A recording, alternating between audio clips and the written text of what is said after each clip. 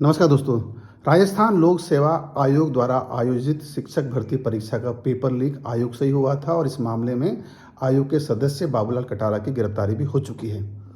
लेकिन paper leak की ये कहानी यहीं तक सीमित नहीं है। कई बड़े नाम, कई बड़ी मछलियां आयोग के भीतर हैं जो पेपर लीक में सीधे तौर पर जिम्मेदार हैं और एसओजी इस मामले में अब काम भी कर रही है। 164 के बयान जो दर्ज आरोपियों की गिरफ्तारी के बाद दर्ज कराए गए हैं, उनमें कुछ बड़े नामों का भी खुलासा होता है। 164 के बयान में यह भी जिक्र है कि किसी मोटी महिला का जिक्र है जो पेपर लीक में शामिल हो सकती है। एसओजी इस एंगल से भी जांच कर रही है कि वो मोटी महिला कौन है।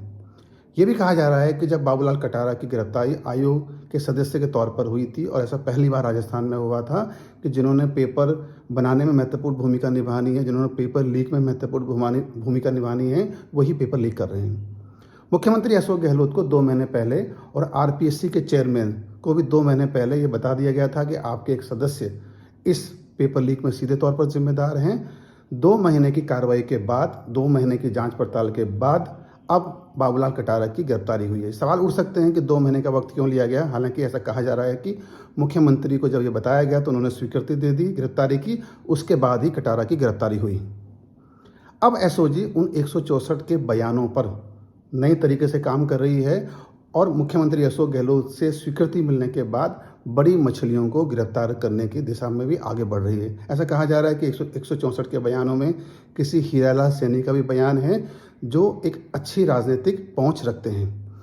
उस पर भी एसओजी काम कर रही है। आने वाले दिनों में कुछ बड़ी मछलियों के नाम हमारे सामने होंगे और चिंताजनक ये है कि राजस्थान लोक सेवा आयोग के भीतर से पेपर लीक हुआ है और उसके एक सदस्य की गिरफ्तारी भी हुई है। तो क्या आरपीएससी के कुछ और सदस्यों को गिरफ्तार किया जा सकता है या ये जांच का दायरा यहीं तक सीमित रहता है या कोई राजनीतिक दबाव एसओजी पर आता है या वे खुले तौर पर और खुले दिमाग से इस मामले को आगे बढ़ाते हैं। इंतजार रहेगा कि पेपर लीक माफिया का राजस्थान से खात्मा एसओजी किस तरीके से करती है।